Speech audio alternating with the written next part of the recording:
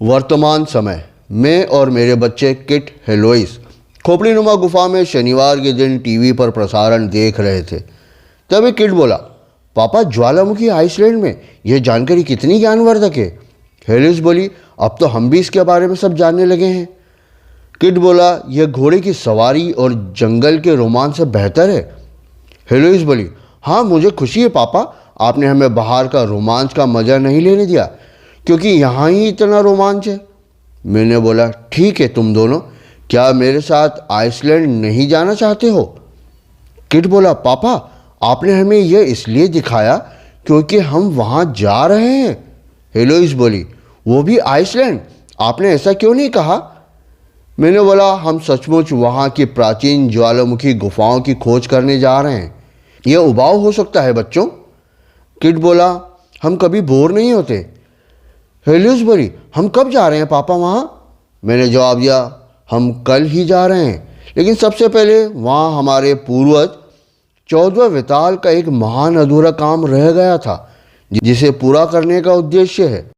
और फिर मैं और मेरे बच्चे किट हेलोइस आइसलैंड की ओर निकल पड़े। हेलोइस बोली, पापा हमारे पूर्वज 14वां वेताल आइसलैंड क्यों गए थे। मैंने जवाब दिया, वे एक हत्यारे का पीछा कर रहे थे, एक आइसलैंडिक नाविक जिसे वे ठंडे खून वाला बर्फीला लुटेरा आइसमैन कहते थे। हम उस जगह को ढूंढने जा रहे हैं जहां उस बर्फीला लुटेरा शैतान आइसमैन को हमारे पूर्वज ने पकड़ा था। वेताल वतान ने इसकी जानकारी लिखी है कि और हमारे कई वेताल पूर्वजों ने भी यही कोशिश करी, लेकिन वे असफल रहे उस जगह को ढूंढने में। हमारे पूर्वज 15वें वेताल ने भी अपने पिता के अधूरे काम को पूरा करने का भरपूर प्रयास किया था और उसके बेटे 16वें वेताल ने भी अथक प्रयास किया था। अब समय समाप्त हो रहा है, हमें सफल होना होगा जहाँ पर वे विफल हो गए थे। हेलोइस बोली, पापा 14वें वेताल, उसके बेटे 15वें वेताल और उसके बेटे 16वें वेताल, यह तो बहुत समय ही पहले की बात है, और आपने ये क्यों कहा कि समय समाप्त हो रहा है। किट बोला, पापा क्या वहाँ की ज्वालामुखी गुफाएं अब ज़्यादा समय तक सुरक्षित नहीं रहेगी क्योंकि अगला ज्वालामुखी फूटने पर वे सब खत्म हो जाएंगी। किट, तुमने ठीक कहा। किट बोला, पापा हम उन गुफाओं को खत्म होने से पहले वहाँ की उन गुफाओं में क्या खोजने जा रहे हैं। हेलोइस किट से बोली, पापा ने कहा वहाँ पहुँचकर हमें बताएंगे। मेरा अनुमान है वहाँ कुछ डरावना या बहुत ही अजीब कुछ है, इसी वजह से तो पापा हमें नहीं बता रहे। ओह हे मेरे ईश्वर, हेलोइस तुम ऐसा सोचती हो। हेलोइस किट से बोली, शायद 14वें वेताल की हड्डियाँ हों जिसे ढूंढने उसका बेटा और फिर पोता भी गया था। किट हेलोइस से बोला, तो क्या उसकी कब्र खाली है। हेलोइस बोली, वह कब्र 14वें वेताल की निशानी है जब तक हम उन्हें ढूंढ नहीं लेते और वापस खोपड़ी नुमा गुफा नहीं लेकर आते। हमने देखा था टीवी पर जिसमें बताया था कि 2010 में ईजी में विस्फोट ने वहाँ की गुफाओं को कमज़ोर कर दिया है। अगला ज्वालामुखी विस्फोट से वे सभी गुफाएं खत्म हो जाएंगी। हेलोइस बोली, अगर हमारे पूर्वज पर दादा को नहीं खोजा तो वे हमेशा के लिए आइसलैंड में दफन हो जाएंगे। मैंने दोनों की बातें सुनकर जवाब दिया, मुझे लगता है तुम दोनों को पहले इस खोज की कहानी बतानी चाहिए। सबसे पहले कि हमारे पूर्वज 14वें वेताल खोपड़ी नुमा गुफा में ही हैं और हम उनकी हड्डियां लेने वहाँ आइसलैंड नहीं जा रहे हैं। तुम दोनों की उत्सुकता अच्छी है, लेकिन उन गुफाओं में उन्हें अपनी मौत के बारे में पता चल गया था। मेरा नाम आशीष प्रकाश और आप सभी का वेताल यूट्यूब चैनल पर स्वागत है। आज के वेताल कॉमिक्स है Phantom Sunday story number 181 Iceman, जिसका हिंदी अनुवाद मैंने किया है। कॉमिक्स का नाम रखा है बर्फीला लुटेरा। ली फॉग द्वारा रचित द फैंटम की यह कॉमिक्स लिखी है टोनी डी पॉल ने, चित्रांकन किया है टेरी बेटी ने, जो 30 नवंबर 2014 से 7 जून 2015 के बीच में प्रकाशित हुई थी। भारत में रीगल कॉमिक्स की द फैंटम नंबर 10 जो 2021 में प्रकाशित हुई थी। अब आगे, एक ऐसी समुद्री यात्रा जिसे इतिहास में नहीं लिखा गया। वाइकिंग्स बंगाला के किनारे 10वीं सदी में पहुंचे थे। तकरीबन 800 सालों बाद एक गरीब किसान को अपने खेत में काम करते हुए चांदी की प्लेट मिली। फिर उस गरीब किसान ने और खोदना शुरू किया। उसने वाइकिंग सिल्वर होर्ड को खोज निकाला और यह गरीब मेहनती बंगाला किसान का परिवार अचानक से अमीर हो गया। वाइकिंग सिल्वर होर्ड वह खजाना है जिसमें वाइकिंग्स किसी भी कीमती चीज़ को इकट्ठा करते थे और अधिकांश उसमें से छुपा दिया करते थे। 19वीं सदी में जब आइसमैन को यह कहानी किसी ने सुनाई तो वह इस खजाने के लिए निकल पड़ा। एक कठोर समुद्री लुटेरा। आइसमैन ने बंदरगाह और समुद्री यात्रा के दौरान दुनिया भर में कई लोगों की हत्या करी। वह जुआ और महिलाओं को लेकर छोटे विवादों में भी हत्या कर रहा था। आखिरकार वह वहां पहुंच गया जहां खजाना था और उसने उसे देखकर कहा, यह बहुत ही सुंदर है, और लोगों को बोला, मैं इस खजाने के बारे में आपको बताता हूँ। इस खजाने को लेकर जो आए थे वे मेरे पूर्वज थे। मैं उस व्यक्ति से मिलना चाहता हूँ जिसने यह हमारी विरासत का खजाना खोजा है। मैंने बच्चों को आगे बताया। 14वां विताल इस बात से खुश नहीं था और उसने हत्यारे आइसमैन का पीछा करा, क्योंकि वाइकिंग्स का चांदी का खजाना उसके असली वारिस के साथ आइसलैंड उसके घर लेकर जा रहा है, और उसने किसानों की हत्या करना शुरू कर दी। यह समाचार विहाड़ वन में पहुंच गया। अब आगे की कहानी 14वें विताल की जुबानी। वह हत्यारा बंगाला छोड़कर भाग रहा है। मैं उसे वापस लाऊंगा। मेरा बेटा बोला, हाँ पापा, उसे यहाँ न्याय का सामना करना होगा। हाँ मेरे बेटे, जब तक मैं वापस नहीं आ जाता बिहड़ वन की सुरक्षा तुम्हारी जिम्मेदारी है। ठीक है पापा। और मैं तेज़ी से हत्यारे का पीछा करने के लिए निकल पड़ा। शायद वो हत्यारा अपने आप को अपनी मातृभूमि के राष्ट्रीय खजाने का संरक्षक मानने की कल्पना कर रहा है, या वो खजाना लेकर बंगाला से भागना चाहता है। सन 1830 मैं 14वां विताल उस हत्यारे का पीछा करते हुए आगे बढ़ने लगा। आप फिर कब वापस आएंगे मिस्टर? मैंने जवाब दिया, वॉकर, ये रखो मेरे घोड़े की देखभाल करने का खर्च। अस्तबल का मालिक आश्चर्यचकित होकर बोला, ठीक है सर, इतने से तो मैं 50 घोड़े खरीद सकता हूँ। मैं इसकी ठीक से देखभाल करूँगा मिस्टर वॉकर। जहाज़ पर एक यात्री मुझसे बोला, मुझे खुशी है कि बंगाला पीछे छूट गया। मैंने सुना एक खूनी हत्यारा आइसलैंड निवासी भाग गया है। यह तो बड़ी ही परेशानी की बात है। शैतान खूनी हत्यारा है वो। मैंने उसे जवाब दिया, हाँ मैंने भी यही सुना है मेरे दोस्त। सन 1830 आइसलैंड। मैं वहाँ पहुँच गया जहाँ वह खूनी हत्यारा है। उसे पता चल गया कि उसका कोई पीछा कर रहा है। एक अजनबी आदमी है, वह गायब हो गया है। जब मैंने उसे जानना चाहा, लेकिन शायद वह मेरी छुपाई हुई चीज़ों को खोजना चाहता है। यह तुम्हारा इनाम, मेरे जाने से पहले मत उठाना। मेरा जो पीछा कर रहा है वो यहीं है। देखो कौन मेरा पीछा कर रहा है। आइसमैन ने मेरे पीछे भाड़े के हथियारे लगा दिए, जिसमें से एक ने मुझ पर हमला कर दिया। लेकिन उसे पता नहीं विताल की पीछे भी आंखें होती है और बिजली सी तेजी। लड़ना चाहते हो? पहले मेरा ओवरकोट तो पकड़ो। आइसलैंड का भाड़े का हत्यारा मुझे मारने का प्रयास करता हुआ, लेकिन उसका घुटना गया।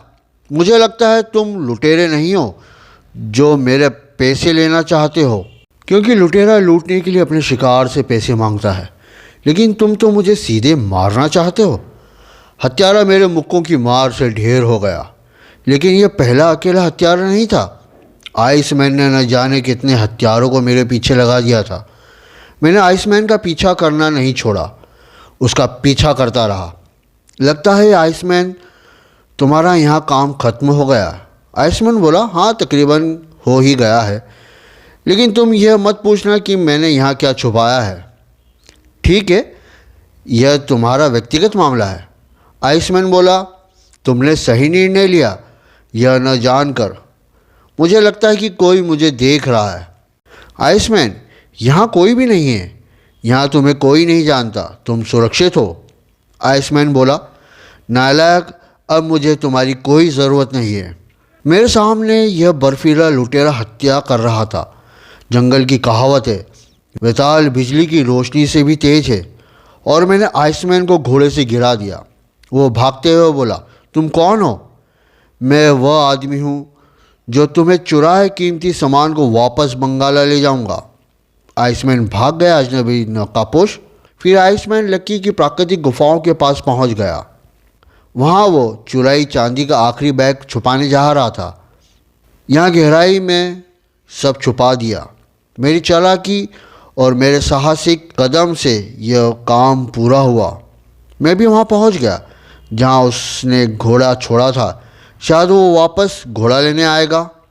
आइसलैंड में गर्मी की एक शाम और फिर रात हो गई।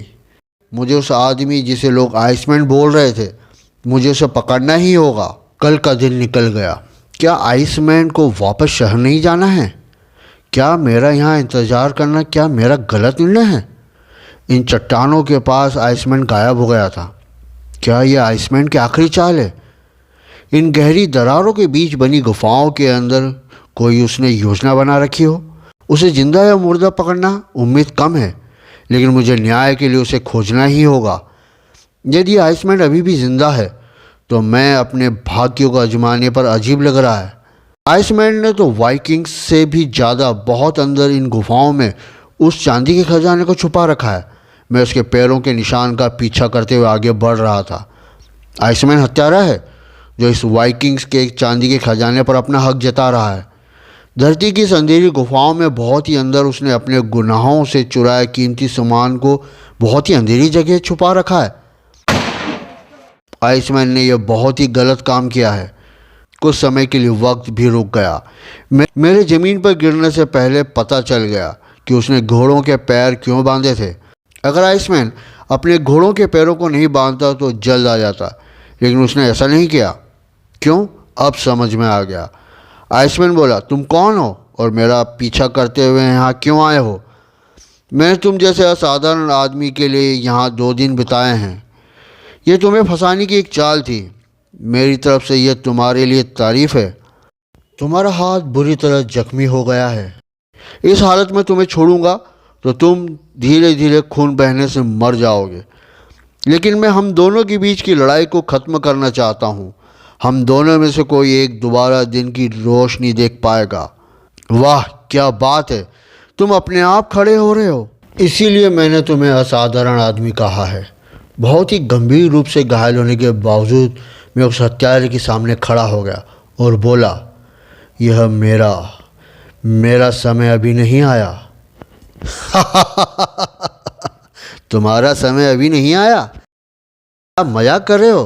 तुम अभी मरने वाले नहीं हो। मैंने बोला, तुम समझ नहीं पा रहे हो। आइसमैन मेरी पिस्तौल निकालते हुए बोला, अब समझ आ गया। एक हाथ से तुम ये पिस्तौल निकाल सकते थे जो मेरे लिए ख़तरनाक है। दूसरा हाथ तो तुम्हारा कोई काम का नहीं रहा। मरने से पहले कुछ और बोलना चाहते हो अजनबी नकाबपोश? मैंने बोला, तुम जैसे से लड़ने के लिए कई शताब्दी पहले शपथ ली थी। मैं अपना जीवन अन्याय, हिंसा और क्रूरता को ख़त्म करने के लिए लगाता हूँ, और मेरे बेटे और उनके बेटे मेरा अनुसरण करेंगे। मैंने देखा कि आइसमैन ने मुझ पर पिस्तौल तान दी और बोला, अलविदा, यह लड़ाई ख़त्म। क्या मैं तुम्हारे जैसे आदमी का कभी सामना कर पाऊँगा? और मैंने वह किया जो कोई नहीं कर सकता था। अपने जख्मी सीधे हाथ को पीछे किया ताकि बाएं हाथ से पिस्तौल निकाल सकूं। जंगल की कहावत है, पिताल बिजली की रोशनी को भी हरा सकता है। उसकी गोली से अगर मैं नहीं बचता तो मेरे कान से खोपड़ी के अंदर लग जाती। मेरी पत्नी और मेरा बेटा इंतज़ार कर रहा है। खूनी हत्यारा आइसमैन ने सही कहा था कि हम दोनों में से कोई एक ही दिन का उजाला देख पाएगा। और मैं तुरंत निकल पड़ा अपने आप को ठीक करने के लिए। मैंने बंदरगाह पर मदद मांगी। मेरे दोस्त, यहाँ आना जरा। जहाज़ के चिकित्सक ने मेरी गोली निकाली क्योंकि आइसमैन ने मुझे मारने की पूरी कोशिश करी थी। 5 दिनों के बाद बिना किसी के सहारे अपने आप बाहर आया और घर की ओर के समुद्र को देखा। आइसलैंड से आने के बाद मैंने उस जगह का नक्शा बनाया जो मुझे वहीं रहते समय बनाना था। तकरीबन 1 साल के अंदर मेरे पूर्वज 14 वेताल अन्याय के खिलाफ लड़ता हुआ मारा गया और उसके बेटे यानी हमारे पूर्वज 15वां वेताल बना, जिसने और उसके बेटे यानी 16वें वेताल ने नक्शे की मदद से वाइकिंग सिल्वर होर्ड खोजने की भरपूर कोशिश करी, लेकिन सफलता नहीं मिली। वर्तमान समय तुम दोनों समझ गए होगे हम यहाँ क्यों आए हैं, क्लेफलाफिक इंटरनेशनल एयरपोर्ट। पापा, मुझे विश्वास नहीं हो रहा कि हम यहाँ आ गए हैं। आइसलैंड में आपका स्वागत है, आप आपका सामान ले सकते हैं। किट बोला, हेलोइस, शायद इसने शेरा को नहीं देखा है। हे भगवान, ये बाहर कैसे आ गया? मैंने कहा, यह सामान्य बात है, यह बंद रहते हुए उड़ने का आदी नहीं है। शेरा, शाबाश लड़के, आ जाओ मेरे पास। यह भेड़िया, उसका जबड़ा तो देखो, भयानक है। मैं इस नुकसान की भरपाई करता हूँ। यह लो, ठीक है ना मेरे दोस्त? आपका दिन शुभ हो वॉकर फैमिली। और हम उस जगह की ओर निकल पड़े जहाँ ज्वालामुखी ने प्राकृतिक रूप से गुफाएं बनाई थी। यह जगह पूरी तरह से नहीं बदली जिसे हमारे पूर्वज ने 1830 में देखा था। यही वो जगह है जहाँ हमारे पूर्वज ने आइसमैन का पीछा किया था। वेताल वृत्तांत में उस घटना का जिक्र है जो यहाँ हुई थी। शायद उस जगह यहाँ से 18 मील दूर ज्वालामुखी दरारों से बनी जगह जिसे लाकल क्रेटर कहते हैं। यह सब वेताल वृत्तांत में हमारे पूर्वज 14वें वेताल ने लिखा है। हमारे पूर्वज ने इन दरारों के बीच बनी गुफाओं की भूल भुलैया से अपना रास्ता खोज निकाला और उस वाइकिंग्स के चांदी के खजाने के बिना बाहर आ गया। यही वो जगह है जहाँ से आइसमैन नीचे उतरा था। हेलोइस बोली, तो फिर देर किस बात की है? किड बोला, तो फिर देखते हैं नीचे क्या है। हम उस जगह को खोज लेंगे पापा। मैंने बोला, ठीक है, चलो नीचे। हमारे पूर्वज का अधूरा काम हमें पूरा करना है, वह भी यही चाहता होगा। ठीक है पापा, उसके बताए नक्शे पर चलते हैं। पापा, वेताल वृत्तांत में लिखा है कि हमारे पूर्वज 15वां और 16वां वेताल यहाँ आए थे उस वाइकिंग सिल्वर होर्ड को खोजने के लिए। हम उस चांदी के खजाने को कैसे खोजेंगे जब हमारे दो पूर्वज उसे खोज नहीं पाए थे? पापा, 14वां वेताल ठीक होने के बाद खुद क्यों नहीं आए? मैंने कहा, शायद तुम्हें विश्वास नहीं होगा, एक षड्यंत्र के कारण जिसमें जंगल गश्ती दल के कर्नल ने उनकी हत्या कर दी थी। किट, यह कहानी फिर कभी सुनाऊंगा। हेलो जोली, पापा, यह तो बहुत ही अनसुलझी बात है। 3 वेताल पूर्वज उस खजाने को नहीं खोज पाए तो हम कैसे खोज पाएंगे? मैंने जवाब दिया, क्योंकि उनके पास शेरा नहीं था उस चुराए चांदी के खजाने को खोजने के लिए। किट बोला, पापा, हम बहुत दूर तक आ गए हैं, यहाँ नीचे हम कहीं खो न जाएं। मैंने बोला, हम नहीं खोएंगे किट, शेरा के पीछे चलो। किट बोला, पापा, हमें लगता है हम नहीं खोज पाएंगे। शेरा वाइकिंग्स के चांदी के खजाने को नहीं ढूंढ पाएगा। हेलोइस बोली, पापा, हमें पता नहीं शेरा हमें कहाँ ले जा रहा है। मैंने बोला, किट, हेलोइस, शेरा तकरीबन हमारे पूर्वज के नक्शे के अनुसार ही आगे बढ़ रहा है और मैं ये बिल्कुल नहीं सोचता कि शेरा उस चांदी को नहीं खोज पाएगा। लेकिन तुम्हें पता नहीं शेरा क्या नहीं ढूंढ सकता है और फिर क्या मिला उसे।